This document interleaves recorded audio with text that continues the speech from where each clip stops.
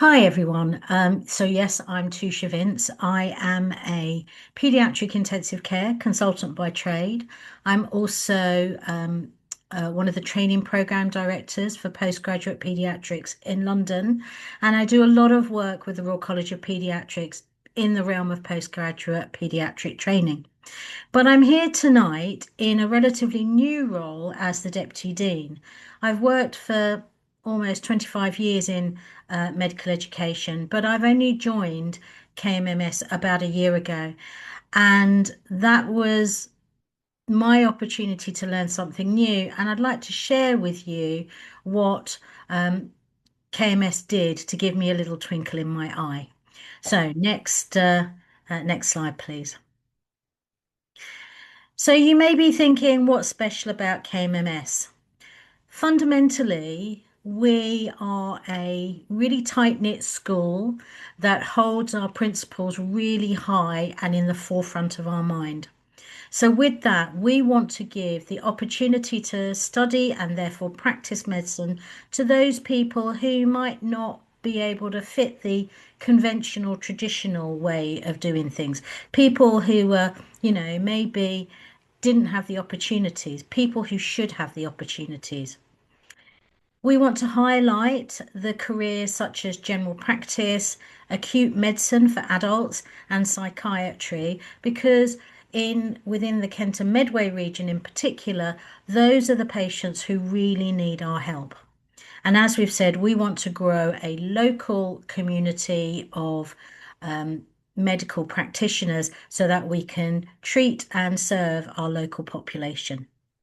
Next slide, please. So this picture here is from graduation last year. We had 100% pass rate at finals, and even more impressively, it was 100% at first sitting. So no one had to do a resit. We had the beautiful surroundings of Canterbury Cathedral, and I can tell you there was almost not one dry eye in the house. We were so proud of everyone. What made our graduates really special, though, is that they're not just from schools, they're not just from standard comprehensive or grammar schools or private schools. They were also people from a diverse group of backgrounds and a fair few graduates. So, people with children, people with caring responsibilities, people with previous degrees and previous careers. We were here for everybody. Next slide, please.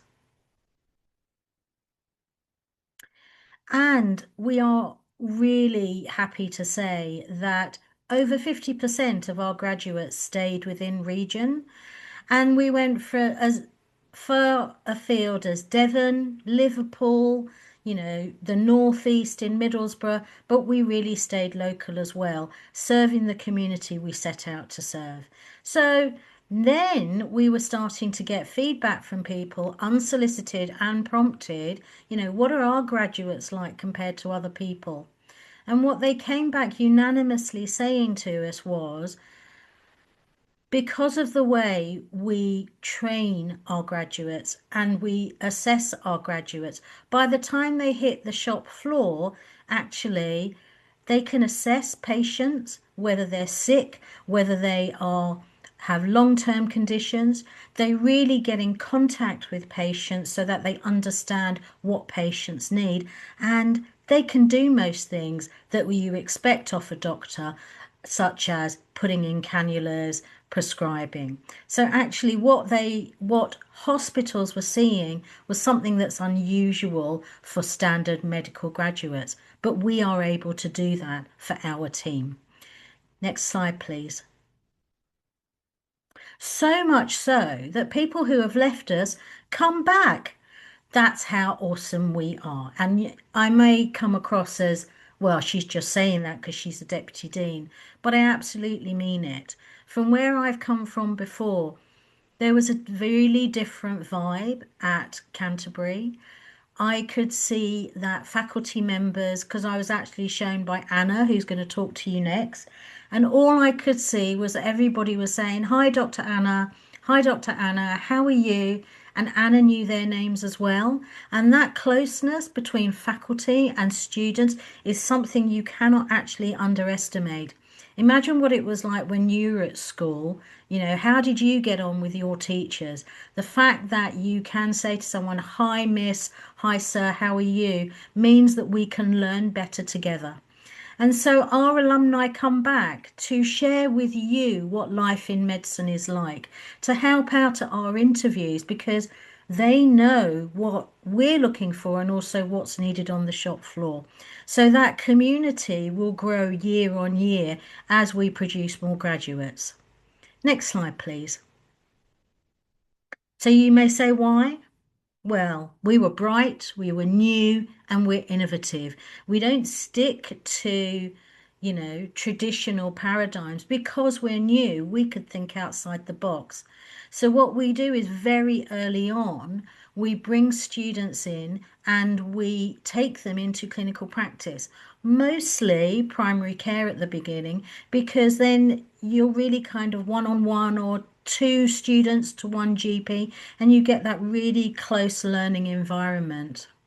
We don't tend to use predicted grades because we know that places inflate them. We want to see who you are and where you've come from, that journey that you've been on, and we really focus on your ability to communicate and reach and support patients.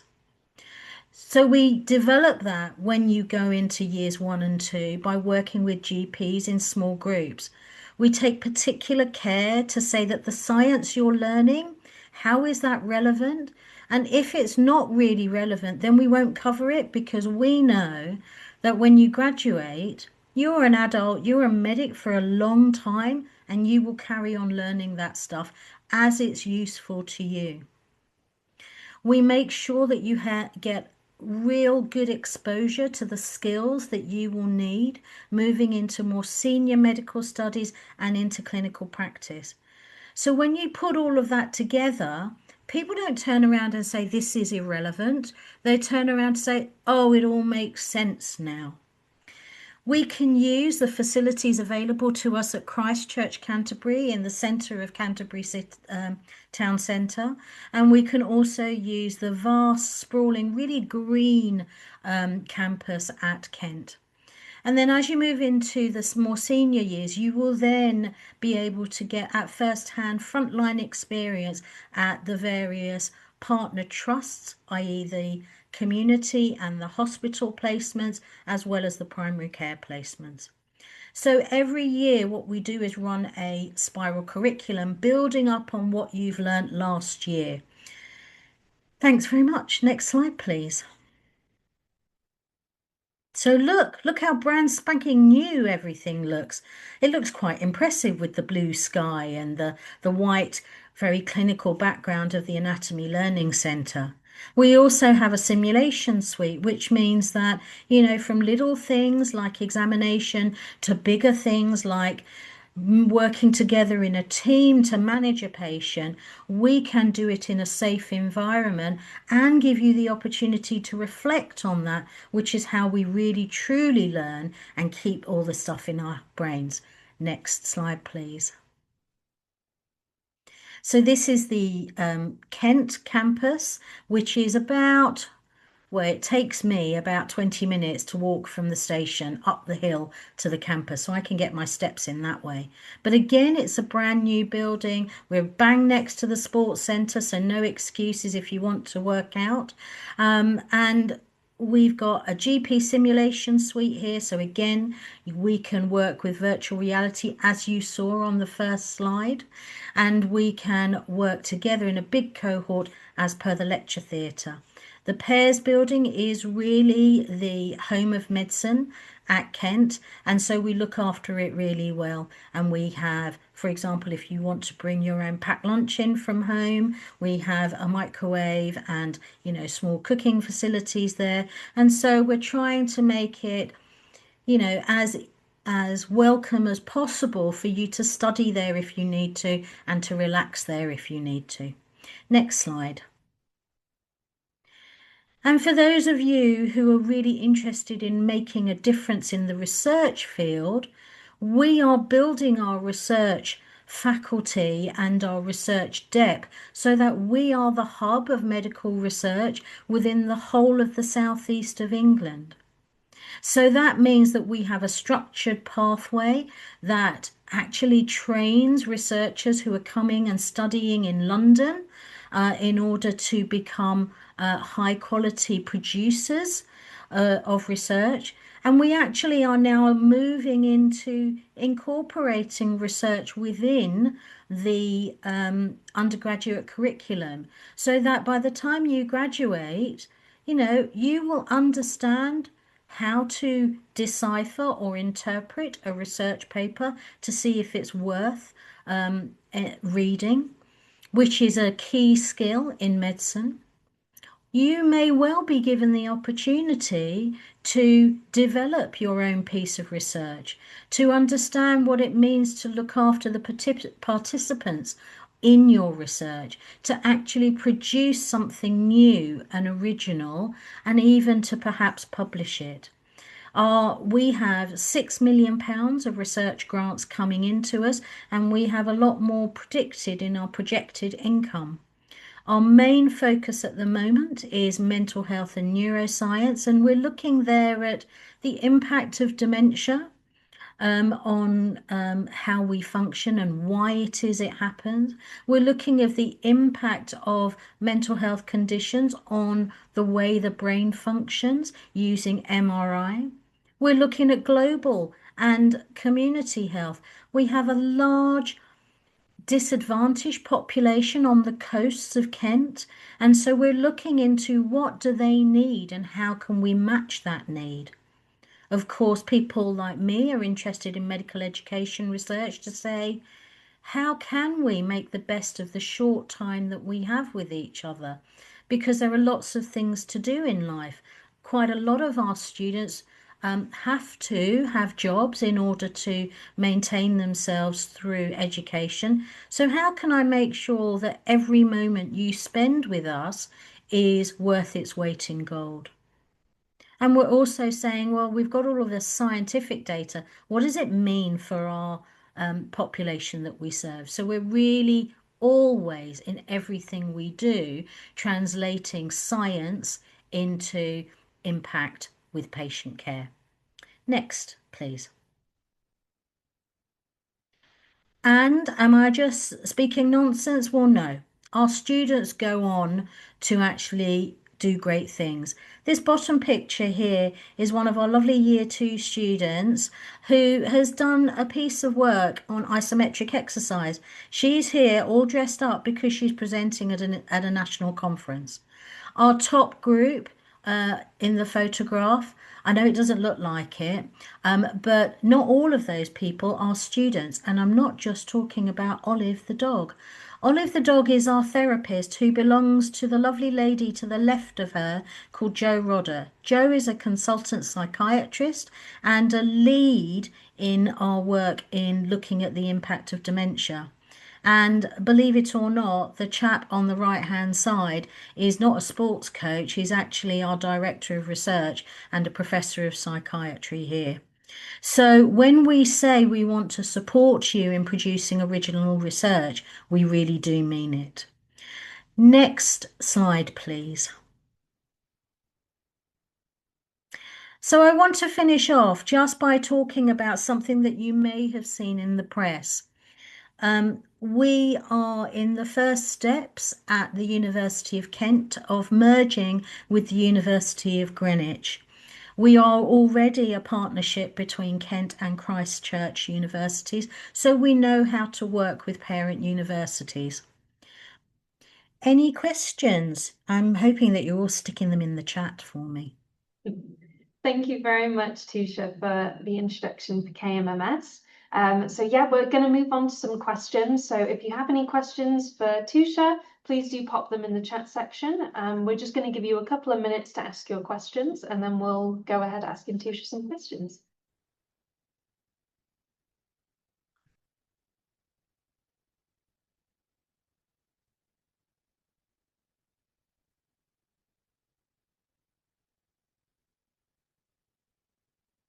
Okay, so Tusha, are you ready to answer some questions?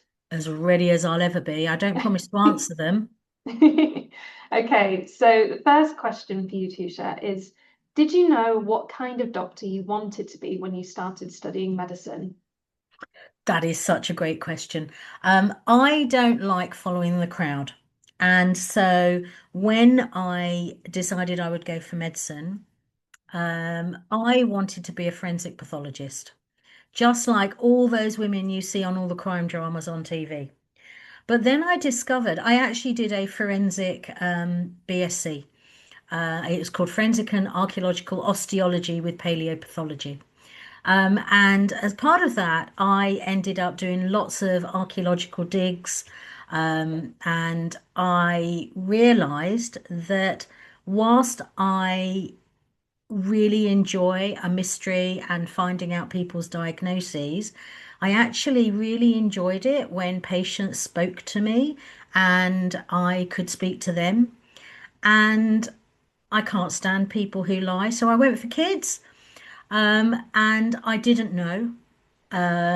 Even when I graduated, I wasn't sure whether it was going to be children or obs and gynae or medicine.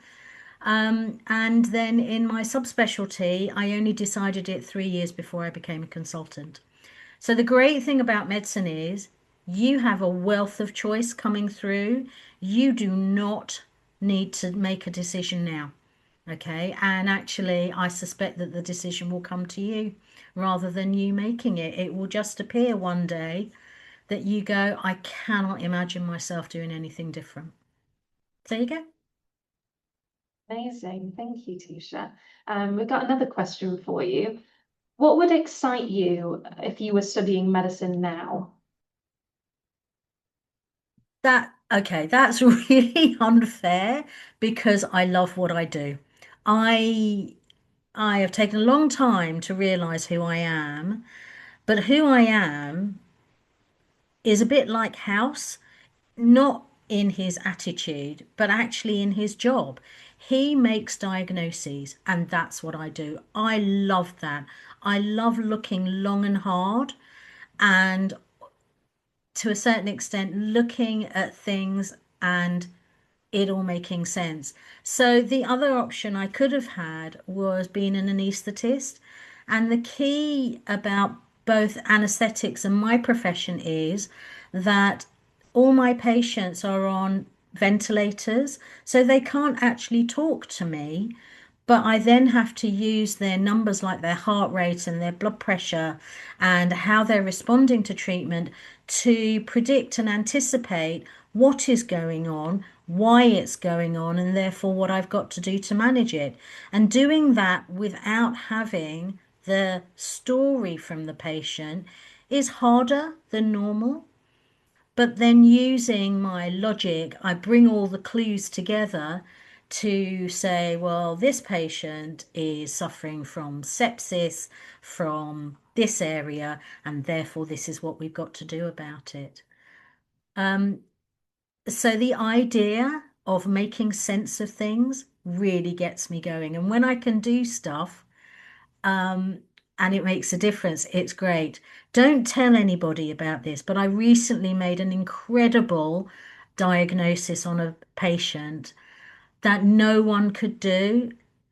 And I got it because I watched an episode of Chicago Med. Everyone thought I was awesome.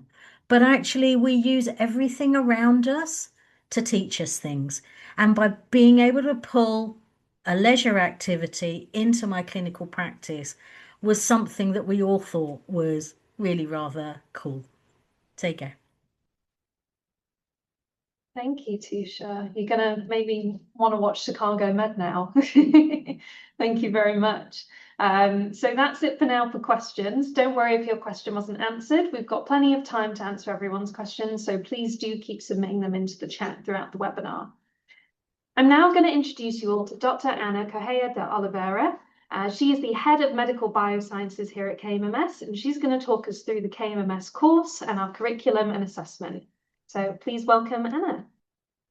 Thank you. Thank you very much. Hi, everyone. It's a pleasure to be here. As you've just heard, I'm Ana Coelho de Oliveira. And if you notice a slight different accent, I'm from sunny Portugal.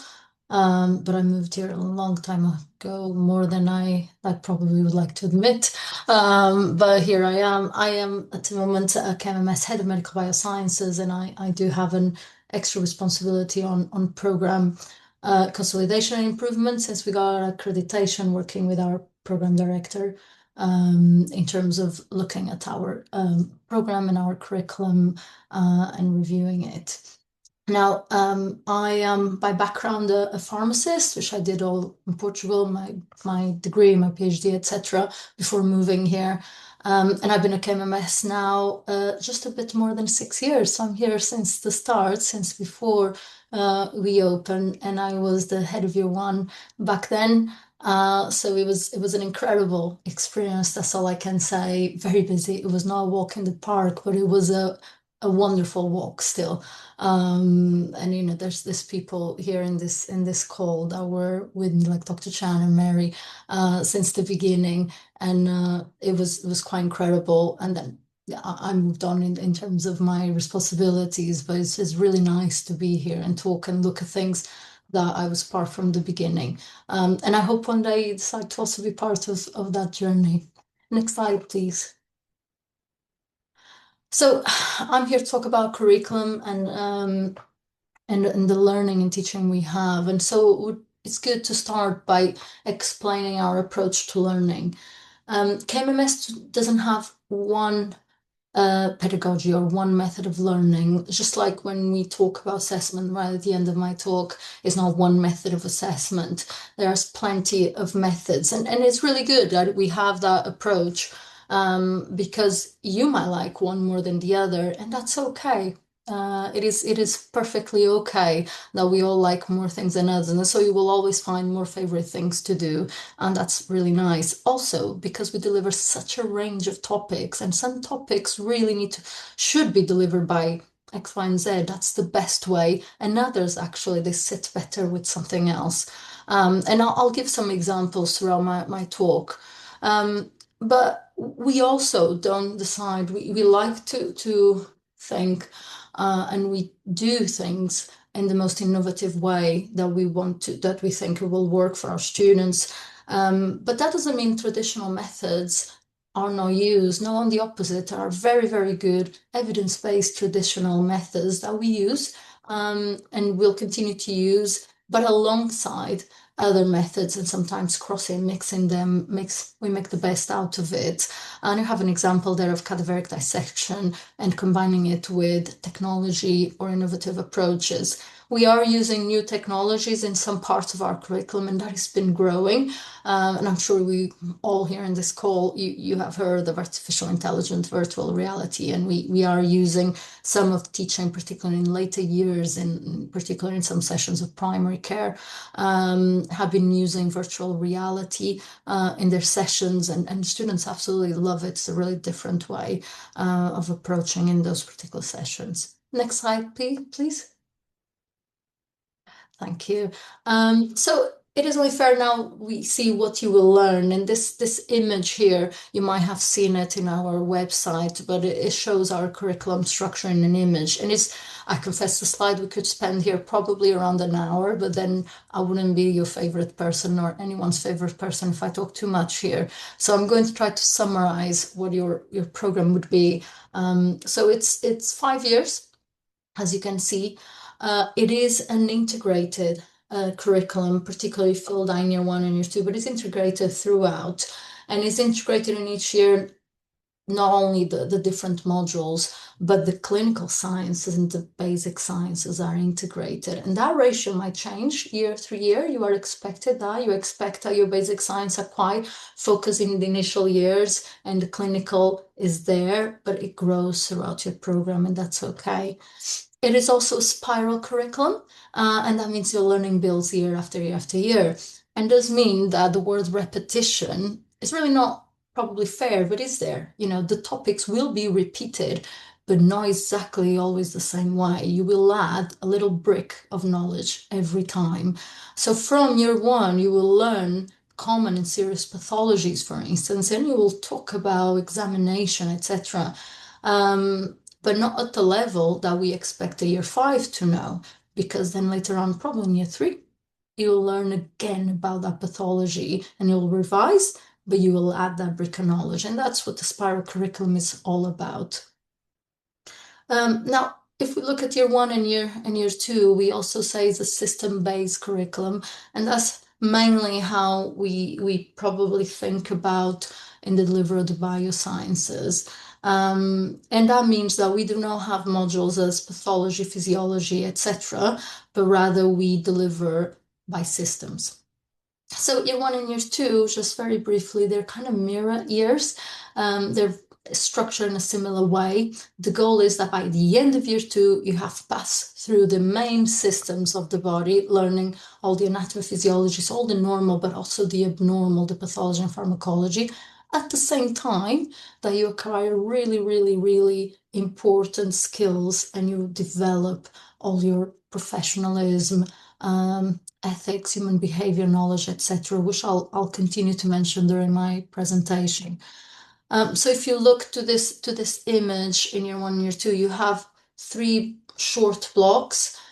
In each one, those are the system-based modules. Start by foundations of health and disease. She's like building a house, is the foundation. And then you go on your cardiovascular, your hematology, so heart, lungs, and blood, respiratory, nutrition, metabolism, and excretion, liver, gastrointestinal tract, kidneys. And then you move in year 2, you'll see you'll go through brain, behavior, reproduction, endocrinology, musculoskeletal immune system. So main base systems. So you have all that kind of preparation before going into year 3. Alongside with these 3 modules, in each year you have 3 long year modules. They are thin, long year. And those are the community and primary care in practice. So that's mainly delivered through placements in primary care and in the community. And you heard Dr. Vince saying that we have placements right from the start, and here they are right in year 1, term 1. We have the professional development person-centered practice modules, a long name, and basically that's the module that we have very, very important concepts that really not easily developed by reading a book, for instance, is actually it's a development that we hope we support you through since year 1. And we have professionalism concepts, medical ethics and law, medical sociology, medical anthropology, etc. And then we have a module called Skills for Clinical Practice. This is no doubt, and we have students here, they might confirm or not what I say, but I think is one of their favorites of both years. And it's because that you can almost be a doctor, but in a really safe space because you're usually in the simulation suite. But it is the module where you can practice and learn how to take history with simulated patients. Is the module since year 1, you'll learn, for instance, taking bloods. So you feel really where you are. You are going to be a future doctor. And these little things, it really motivates students and is really nice to see how they develop. And it links with what Dr. Vince was saying about how our students by year 5 are really prepared to go and hit the floor running when it starts their foundation year. At the end of year 2, then you'll move into your year 3, obviously, and that starts your secondary care pathway also. So we have a longitudinal placement, a big module called Fundamentals of Secondary Care. Initially to settle in the first term, you settle into secondary care and your clinical rotation starting in January. Alongside, there's a small module, mainly in term 1, of Principles of Clinical Research and Scholarship. You have seen here examples of our students already presenting in conferences, but you need that base. You need to be supported in that scholarship pathway, and that starts from year 1. What this module does is just build on what you've heard and prepare you for the research project also is coming in year 4 and becoming a doctor and a scholar. In year 4, you continue your journeys is through secondary care. And you have the specialist rotations. This is the year of the different clinical rotations, the oncology, the obstetrics and gynecology, palliative care, neurology, etc., etc. So the specialist rotations. together with a module of general practice and public health. And this is really, really nice to see. Our students that started that first placement in year one, term one, now in year four, going to this placements in general practice and being more and more independent. And we get that feedback also from our placement providers. And we have our individual research project throughout the year where you can choose a project that you'll do, and hopefully if you want, if that's what you want, it will be supported if you wish to publish an abstract or go to a conference, etc.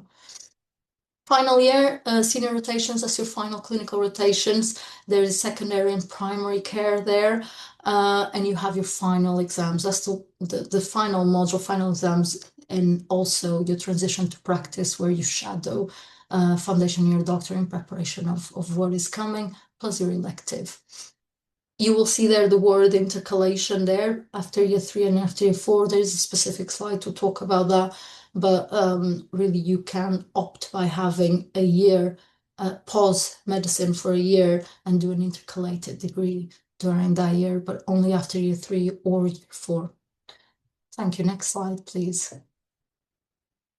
So this links what I've just said, and a lot of these words I've been saying, actually. I don't think it is a surprise whatsoever seeing that you've learned anatomy, biomedicine, physiology, pathology, pharmacology. We call this our fundamental tracks together with all the other names you see here. But it's really important that we have beyond that. And that we link them all very well with timetable activities. We have person and population health, look at health systems, look at prevention, health prevention, for instance. We have the professional and clinical skills, the procedures and the skills that you absolutely love, learn, but also that professionalism and support you in developing a professional identity also. Medical lesson and law and human behavior, which I already mentioned. There's this really strong theme in our program, psychiatry and mental health, which also Dr. Vince has mentioned.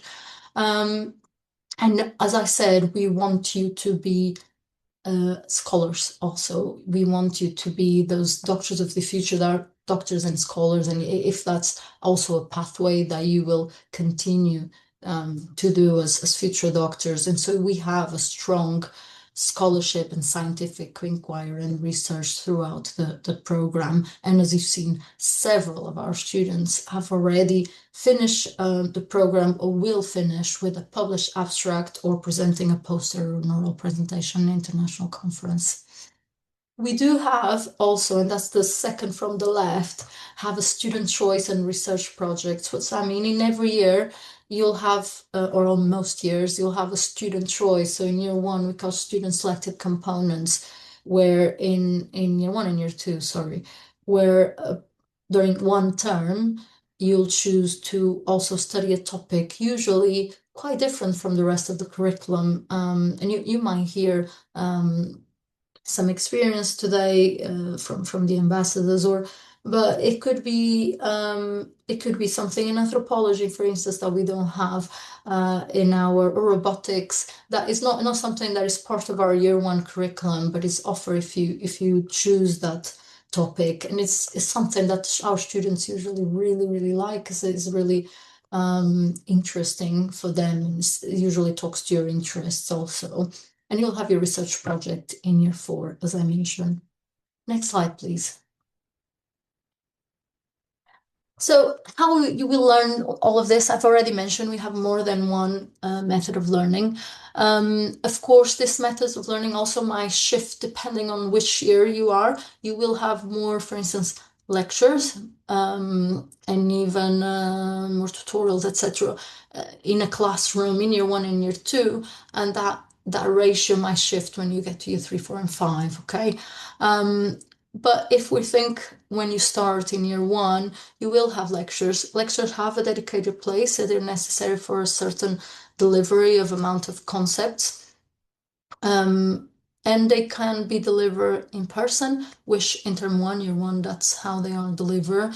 But you will experience also lectures that can be delivered online or asynchronous, meaning they are there for you to listen on your own time, a self-directed learning. The lectures are full cohort and expect to have them every week in year 1 and year 2. There's always a number of lectures per week. Having said this, we have a really strong team-based or a small group also methods of learning. We have seminars and tutorials, seminars more with larger groups, and within that we can do small groups, so either half or full cohort, but you might then do small groups there. And we have tutorials. That is really a smaller group with a tutor for facilitated discussions, usually very, very commonly used for instance, medical ethics and law topics is an example.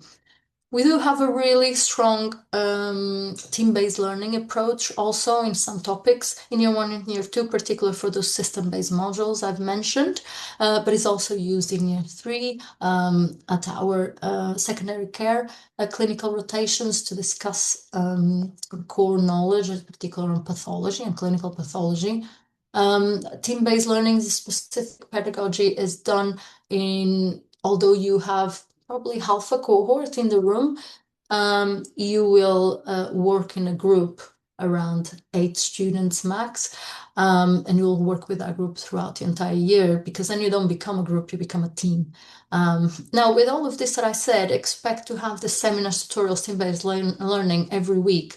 It might not be every week all the team-based learning, but you will have group work, teamwork every week, which is really good for consolidation of concepts, exploration of concepts, asking questions, and building that team-based characteristics that we hope you will build throughout, because in the end, you will work as part of a team when you graduate also.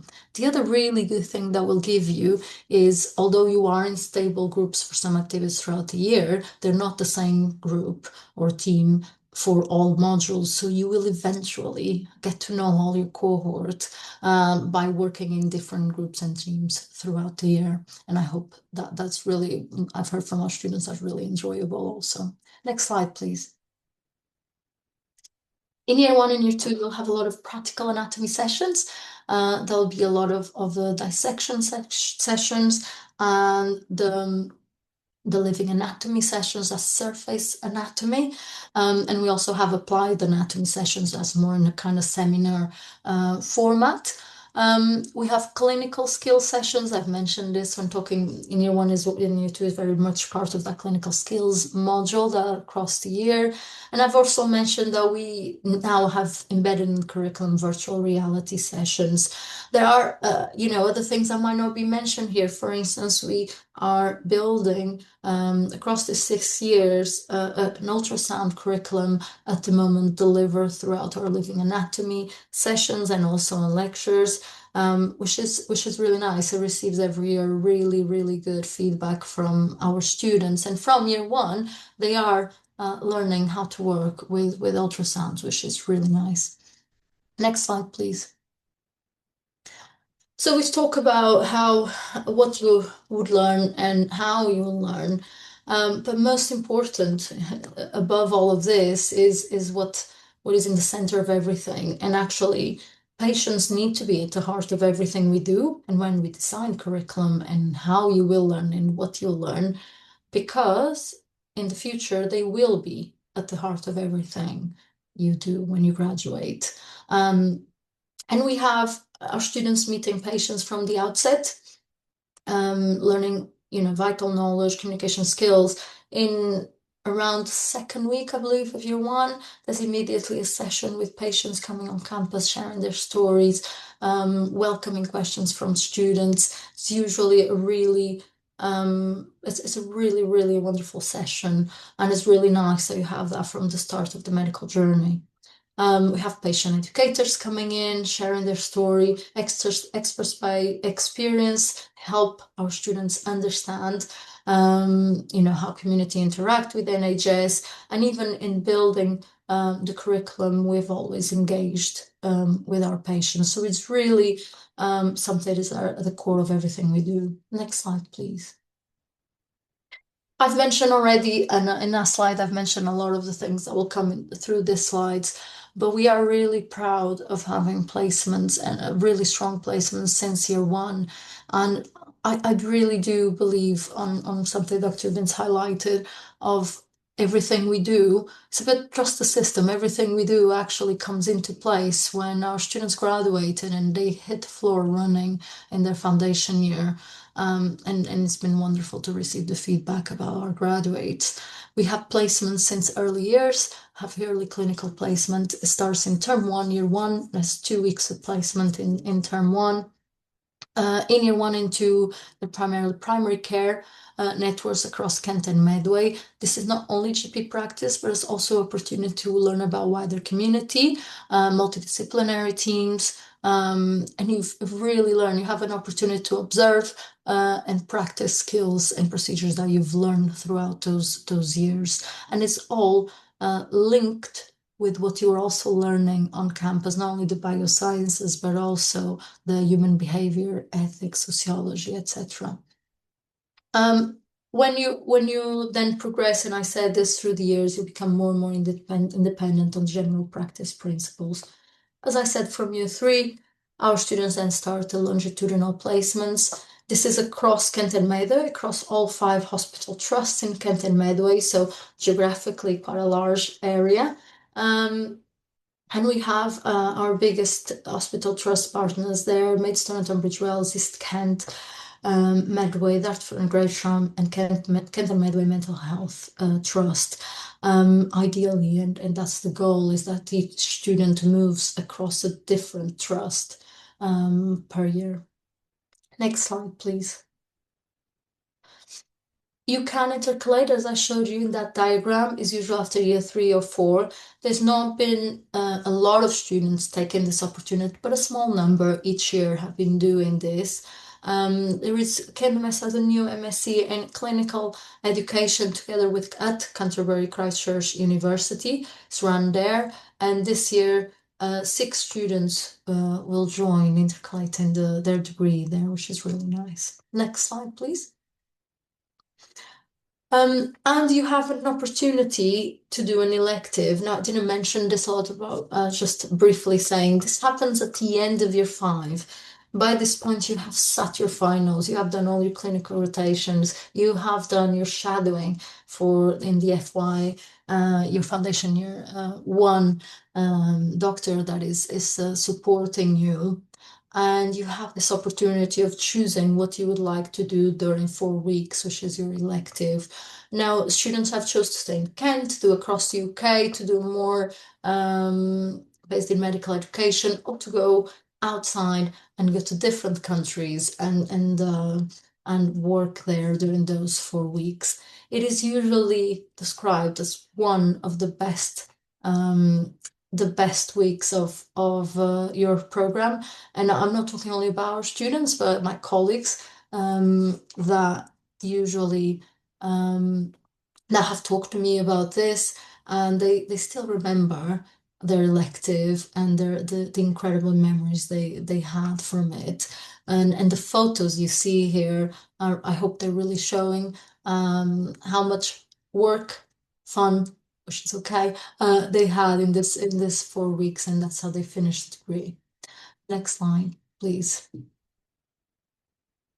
Now, I've talked a lot here about a lot of things, and I know it is a lot to digest. And I think it is also a representation that medical courses are intense everywhere. It is an intense program. It is a professional and regulated program. And so think about this as a 9 to 5. And that's the best way of approaching the program. Of course, some weeks will be a little bit lighter, some weeks a bit more intense because you have this essay to submit, or there will be an exam, etc. You will know things in advance. Calendar of exams is in advance, calendar of assessments, your timetable, so you're able to plan this if you wish, and will also depend on other commitments you might have. We do have a really strong face-to-face learning. And you have there's quite a lot of compulsory face-to-face learning hours, and we think it's that really important because we have a lot of group and team-based activities that is all done face-to-face together with lectures that we feel they are delivered best in that manner. It really also helps in terms of developing professionalism, community of the cohort, etc. Wednesday afternoons are usually kept free for sports clubs or other activities that you wish to do. Not always, particularly after from year 3. Sometimes you might have some activities there, but usually it is kept free. We have some students that can juggle employment and other activities with their studies. It's really important that you keep a work-life balance, and that is something that in an intense course as medicine is really important for you to never lose focus. We all need a work-life balance. Staff also, we have our hobbies, our interests. Keep them. You might not be able to keep everything, but keep the things you like, and get you away of your computer is really important. Our terms tend to be longer than normal undergraduate, than other undergraduate courses, and definitely they're longer than our partner universities. So if you meet, and I would hope to meet other students from programs in both universities, they usually end a bit earlier, usually start a bit later also. You have an example there. The next year 1, 26, 27 have 39 weeks of teaching from the 14th of September until 16th of July with assessments included. You have the spring and winter break there, which is 2 weeks in each. When you are in year 3, usually I said the 9 to 5, but keep in mind that during year 3 and 5, you might have some out of hours placement activity at night and or weekends. And that's really because it's really different to learn what happens in those hours, and for you to really be prepared after year 5. You really need to understand all the environments and everything that happens around the clinical placements at all hours. This is a minority compared with all the rest of the programs you can imagine, but it's necessary for your learning. Next slide, please. And finally, we get to probably not everyone's favorite slide, which is assessment. Our previous head of assessment, I always smile when he used to ask the audience who would like to be diagnosed something by a doctor who never passed any assessment. And usually no one would raise their hand. Eventually, the assessments need to come, and they're a natural part of it. We have a really big range of assessments. We have applied knowledge tests, which basically are a completion of single best answers, multiple choice questions, and very short answer questions where we just ask a direct question and the answer is really short. Students have to write.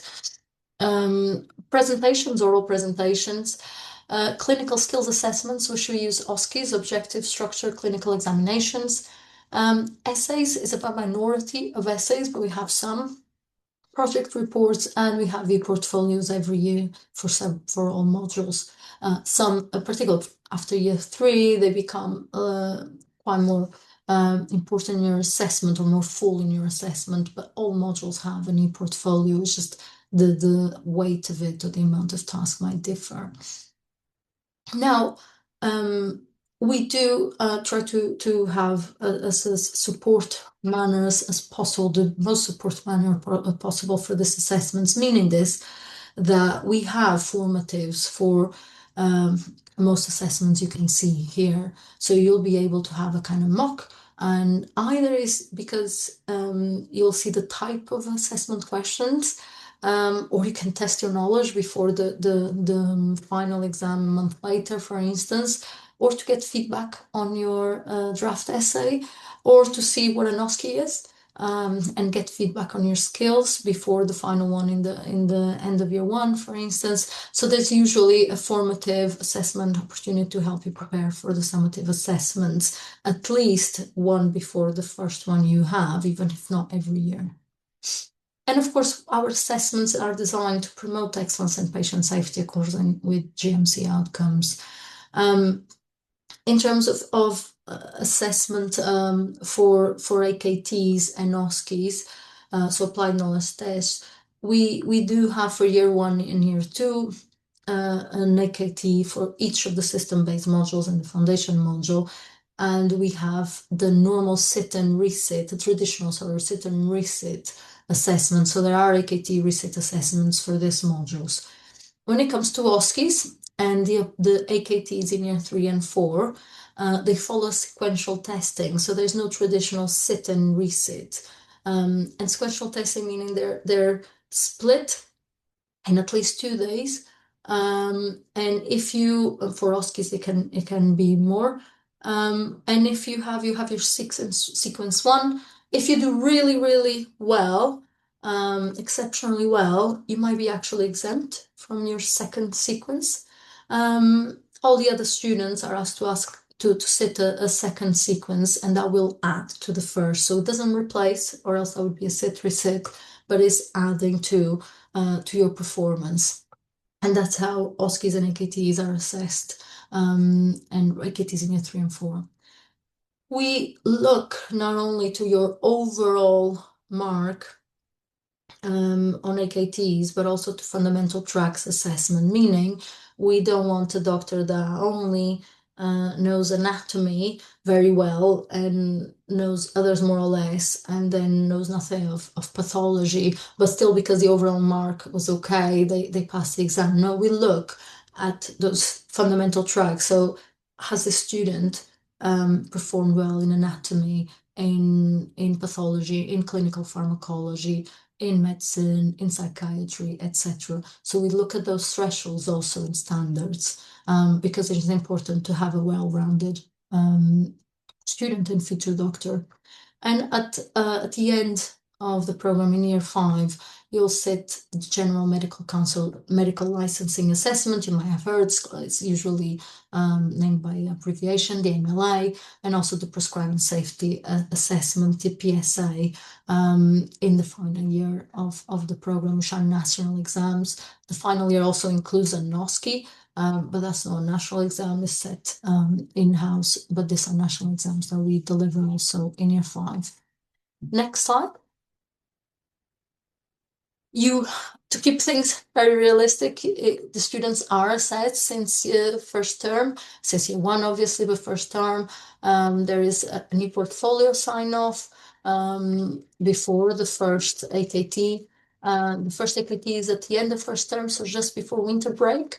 But there is a mock. There's a mock around end of October, sometimes at the beginning of November, around those times. There's a mock where you receive feedback before, and you're able to talk that feedback with your personal tutor, module lead, etc., before you actually sit your final assessment and receive any support you will need. Next slide, please. I think that's all for me, but I'm very happy to answer any questions. Thank you. Amazing. Thank you very much, Anna. So we're going to move on to some questions about the course and the curriculum. If you haven't already, please send in any questions you have for Anna. You can either do it on the webinar chat or through the Q&A section. So we've got a couple for you already, Anna, if you're happy to answer. Yeah, sure. So first question we have is related to the intercalated year. Someone has asked, is that extra funding or is it an extra course done under the funding for the medical degree? It is outside the medical degree. It is not as part of, and it can be delivered because we had students going to London to a different university, for instance, doing it. So it is outside. There has been a small number of funding opportunities for this that students are able to apply also. So basically, it can be either funded if you apply and you get it, or it can be extra outside. It's just not part, it's not even part of our medical degree. You get your intercalated degree by a different either university or the same university but outside KMMS. Does this make sense? Yeah, thank you, Anna. We had another question as well. Obviously, you've gone into the amount of time that they're in the university. Someone has asked specifically in year 1, are you at the university every day, or is Wednesday PM usually free, as you've said? So in year one, I would expect to be in every day, most days, but there are, particularly in term 2 and 3, there are some days of, for instance, lectures online. When we do something like that, when we plan that you will have, for instance, lectures online, then we don't do like half a day of lecture online and come here for an hour in the afternoon. We don't. We know students can commute. We know that is also disruptive if you were planning your study. Lectures online, or if we ask you to listen to something, a lecture in your own time, you're able to also, when you're listening on your own time, to pause. You have your own time. Asking you to suddenly come an hour on campus is not our norm. So when there are days like that, then you're not requested to come on campus. But they are not the majority, okay? The majority in year one tends to be on campus. Um, we also try that you not come on campus again, even if it is nothing related with lectures delivered online or asynchronous, even if it is team-based, etc. We try that you don't come just because of one activity. We try to group them, so we try to make the most of the time you are on campus. Again, because it's better for your studies, better for you, and we are fully aware that some students commute. In terms of the Wednesday afternoons, as I said, usually free. I can't recall from the top of my head of any example now in year one of a Wednesday afternoon that was not free. But if it happens, it's really because there has, for instance, been a request of something, or working with the students need extra support in X, Y, and Z, and we can put it there. But I have to say I've been head of year one almost 3 years, and I don't remember putting any activity in year one on Wednesday afternoons. But it's important that you know that they might have some exceptions, and it can happen. But the usual norm is they are free for you to do whatever you want. Perfect. Thank you, Anna. We just have one final question for you. So someone has asked, in year one, when do you start doing cadaveric dissection? I'm just a little nervous about fainting. Sorry, no, I would be also, but I'm that type of person. But you start cadaveric dissection right from the beginning, but you don't go in and you're expected, oh, here you go for it. No, it's not like that. There is a session where our colleagues, no we, it's not me, but our colleagues in the anatomy team, carefully introduce you to the lab. It is a different space, even not to think about what you're going to do there. Is a space with a different smell, with different atmosphere, and you're allowed to go to that space. They will have the cadavers there that you will then work out throughout. And there is something about you getting used to that, of understanding what is happening there, the importance of the activity, the respect to the person that has donated the body there. And you're allowed, for instance, if you're there and you feel a bit less well, you're allowed to come out, talk. There is support there. So it's not like the first session is about you go and start dissecting this because we need to learn about the heart. It's to give you that time.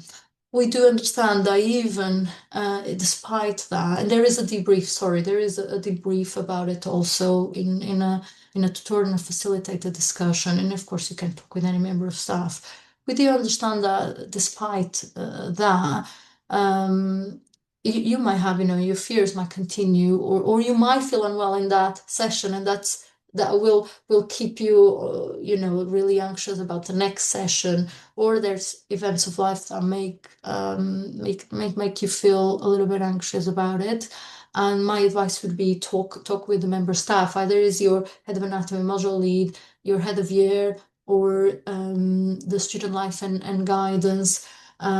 Anyone, your personal academic tutor, anyone that can then guide you through what can we do, who do we need to talk to support you through that journey, so you can actually go through that and embrace what the dissection can give you, but supported rather than being a shock. Thank you. Sorry, I forgot to say I finished. No, that's all good. Thank you so much, Anna, and thank you for taking the time to answer some of our questions as well. We will see Anna later on in our Q&A at the end of the webinar. So thank you very much, Anna. I'm now going to hand you all over to Mr. Phil Naylor, who is the Student Support Officer here at KMMS. Phil is going to talk to you about student life and guidance, as well as things to think about when you become a medical student. So over to you, Phil. Hey, lovely. Lovely. Thanks, Liliella. Yeah, it was um, probably helpful that Anna just brought up, things can be, with the dissection, if issues come up, there is a dedicated support team we have here at KMMS. So yeah, I'm Phil. I'm the Student Support Officer for Student Life and Guidance. So Student Life and Guidance, SLG, is the dedicated student support team just for KMMS students. So I'll go through some slides about what life is like as a KMMS student, what support and guidance options are available as well. And also we have some students with us on the call who have more hands-on experience. So if you guys don't mind, I'll ask the student ambassadors to just quickly introduce yourselves right now, if you like, and then if the participants have questions for the ambassadors later on, then you can kind of see their faces now. So if you guys want to introduce yourselves, is that okay? Sorry if it's caught you off guard. Hi everyone, my name's Talani and I'm a year 3 medical student at KMMS. Thank you, Talani. Rohan? Hi everyone, my name is Rohan. I'm a fourth year medical student and I came in as a graduate. Lovely. Catherine? Hi, my name's Catherine. I'm a first year medical student and I came straight from school. Thank you. And Jack? Hi, my name's Jack. I'm a first year medical student and I came straight from school as well. Brilliant. Thank you all. Yeah, so it's not just staff here. We've got students that are been through it, different stages of the degree. So, I mean, I've worked with students in a support element, but they're the ones that actually have lived it. So you guys, ambassadors, if you want to chime in at the end of any of my slides with your personal experience, you can. For example, I'll be asking about your experience of accommodation, but otherwise, these students are available for your questions at the end. Perfect. Okay, so let's talk about joining the KMMS community. And I'd say community is what I'd want to stress here. We're very proud of the community we've created in these last few years. Like it says, you would be the 8th cohort. So we started in 2020. We're graduating our 2nd cohort this year, and we would love to have you guys as our 8th cohort. Our students tell us they like being a part of a smaller medical school. So it's just over 100 students per cohort. So it's a tight-knit group and really helps in getting to know, each other in the cohort, as well as getting to know our academic staff and non-academic staff. So that's one benefit there. And one way we build community is the welcome barbecue. So you'll see the photo there about the welcome barbecue. It's during the KMMS Welcome Week. Great way to meet your cohort and other staff, students of different year groups. Other ways to support each other. We've got our peer mentoring, academic peer mentoring. So that's for year 1 students. They get paired up with year 2 students. Just students that have just been through what you're going through now. So that's a lovely, lovely system there. Next slide. So student life and guidance, who are we? Basically, we're your first port of call. So you don't ever have to feel like, you got no one to turn to. You can just pop in. We're in the building to chat, send an email, book a meeting. We've got resources to work with from both universities. So, students' unions, societies, support teams, 2 different libraries. And our role is basically to signpost and answer questions. So signposting for referrals to specialist services, whether that's finance, housing, disability, inclusive learning plans, counseling, mental health, academic, study skills. You'll notice inclusive learning plans. I'm not sure if you'll be familiar with that, but it's something you can set up if you have a disability or need other reasonable adjustments for your program. You'll need medical evidence, for example, ADHD, dyslexia, autism, these things. And then there'll be certain reasonable adjustments that can potentially be set up for, I don't know, whether it's extra bathroom breaks in exams or different color paper or ensuite placement accommodation for certain conditions, rest breaks, lecture recordings, extra time in exams, these sorts of things. Well-being activities and other support events. Yeah, so you might see student life and guidance in the corridor with coffee and tea on time to talk day, or visiting you on placement, hosting journaling sessions. So that's a bit of what we do. A big piece of it though is drop-in and bookable meetings. So you can just drop in for a chat or book ahead of time, online or in person. And again, we would just field your questions, whether it's mental health or finance or accommodation, just want to chat, or if you need support with academic side of things, that's something that we could do. And then personal academic tutor. So that's another really big bonus of upcoming KMMS is you've got if in years 1 and 2, you'll be set up with academic staff or clinicians associated with KMMS.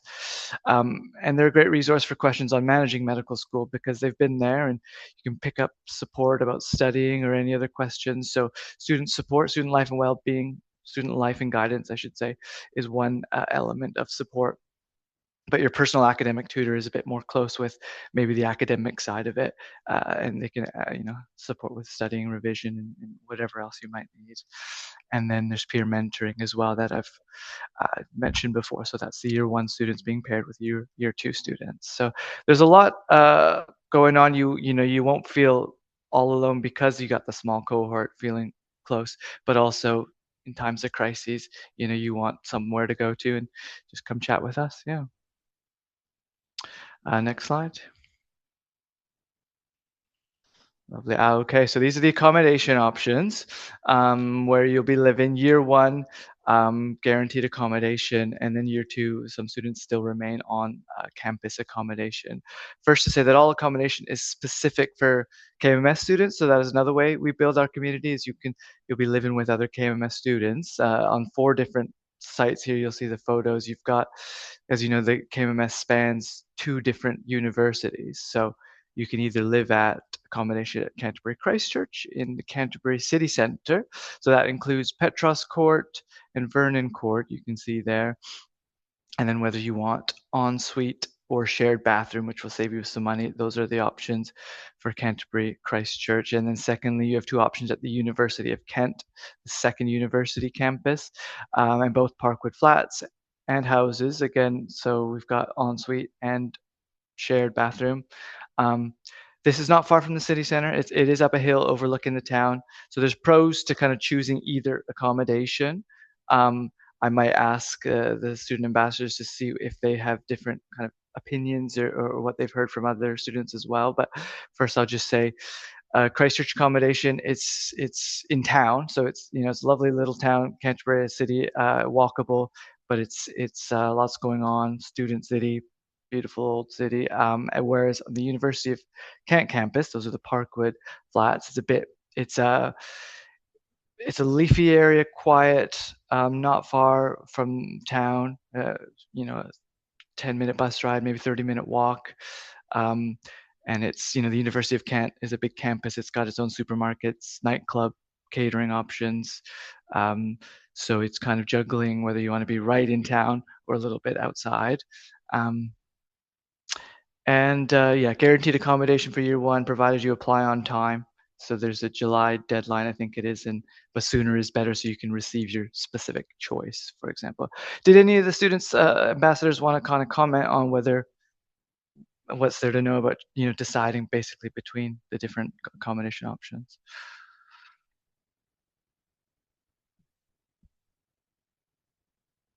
I'm happy to talk about. Thanks, Tony.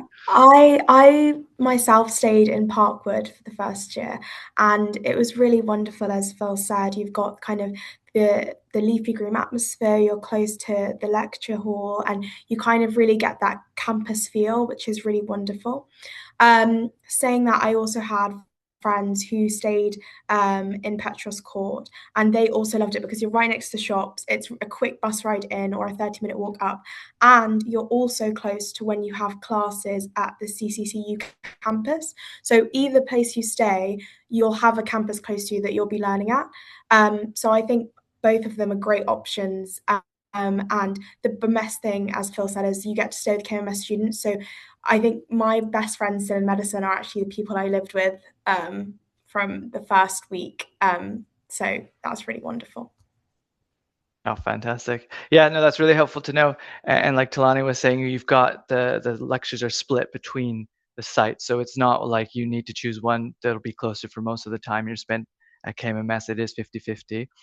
So you'll want to kind of, yeah, base it on those, whether you want to be in town or kind of outside at the university on kind of a university campus living. So thank you for that. I think I'm ready for the next slide. Okay, yeah, so we've got trust accommodation. So this is slightly different.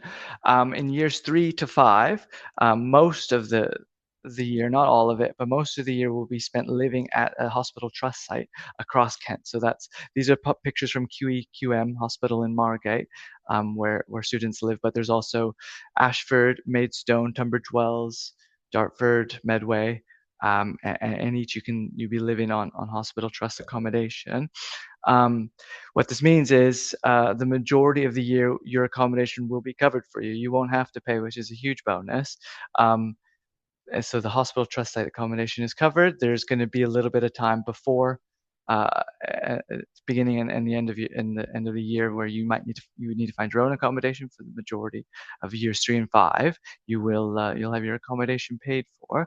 I know we've got a year 3 and 4 student, Rohan and Talani. Do you guys have anything to add about what accommodation is like? What's different about kind of the trust sites? And feel free to, if you don't have anything to share, that's okay. But I can go first if you want. It's quite nice. I think it's a bit different from years 1 and 2 because you're used to seeing the whole sort of cohort in years 1 and 2. But then once you split off into your own trusts, you're obviously just kind of stuck to that one group. So you kind of forget the rest of the year exists until you're back on campus and you're like, oh yeah, I forgot this person exists. Unless you're obviously really close friends, then you obviously keep in touch. But it is nice to like be right next to the hospital because you can just roll out of bed. In Maidstone, it's about a 10-minute walk, so as long as it's not raining, it's not that bad. In Tunbridge Wells, you're living literally on the hospital site, so you can wake up at 10 to 9 and make it in for a ward round, so that's okay. But yeah, it's a different experience. You feel a bit more grown up than being on campus because that's a bit more sort of school-like, and then when you're on placement, I mean, you're still not doing everything over there. You're still learning and, observing to start with, but you feel a bit more like, wow, I'm actually doing medicine. So yeah, that's quite nice. Thank you very much. Lovely. Yeah. So next slide. I believe. Okay, yes. Yeah, so these are just some logistical details regarding your placement. So year 1 and year 2, you will be on placement. It is 6 separate weeks throughout the year. So it's 1 week at a time it's a GP placement across Kent. And so because there would be an extra added element of a further distance to travel, there is reimbursement kind of set up for that. So whether that's public transport or petrol to get to your GP placements, or if it is a 90-minute drive, a 90-minute transport, or 50 miles away, you would be able to stay at for example, a hotel for that week, and that would be reimbursed as well. So that's just so that you're aware. And then years 3, 4, and 5, like I said, hospital accommodation is covered, as well as if you do need to come back to campus for teaching, travel will be reimbursed. So that's just a little bit about that. Yeah, I think that's all for that slide. Yeah, thank you. And budgeting for student life. Yeah, so I mean, this is a big topic to consider. Even now you kind of want to think about how you might afford the course because of the intensity of the course. It is difficult to work alongside your studies. So you want to make sure that you are aware that you'll be able to afford all the different elements. For example, costs to consider: living expenses, accommodation, rent, food, travel, socializing, hobbies, laundry, and funds for upfront placement expenses. So the upfront placement expenses, I think they're saying that you will need to cover the transport costs and the hotel costs up front, but then that is reimbursed, although there is loans available if you're not able to cover that up front. Tuition fee, obviously, you want to make sure you're able to cover that. For home students, it's at $9,790, and graduate students, will not be entitled to the tuition fee loan from student finance. So if you already have that degree, you will be able to get the maintenance loan, which kind of covers the day-to-day living costs, but the tuition fee itself will need to be paid out of pocket for graduate students or anyone else not on student finance. And for years 3 to 5, you will be offered accommodation at or near hospital placement. Yeah, so I think we're stressing that a lot because it is quite I mean, it just saves a lot of money. So that is one benefit, definitely, but you still will need to be conscious of your finances. We have an IT voucher scheme for eligible students for an iPad for KMMS. We had it this year. We're hopeful that we can do it for next year as well, but you would need to meet certain criteria in order to be eligible for a voucher for an iPad on placement. And for your schooling. So that's not, I mean, it's something that we started this year, but we hopefully will also have it next year.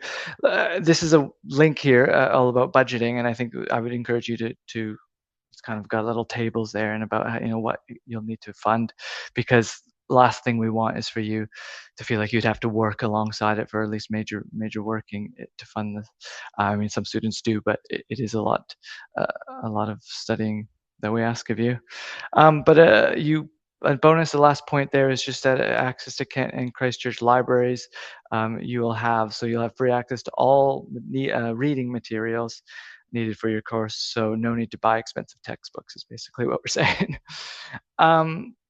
Okay, is that all of my slides? I guess I wanted to also just share about scholarships and bursaries. Those are available, and I've shared some links. I'm not sure if those are available, but you want to look at the budgeting links, the scholarships and bursaries to see what, for example, academic performance or financial need, see what you'd be available for you as well. I think that was everything I was going to say, unless any of the student ambassadors want to jump in.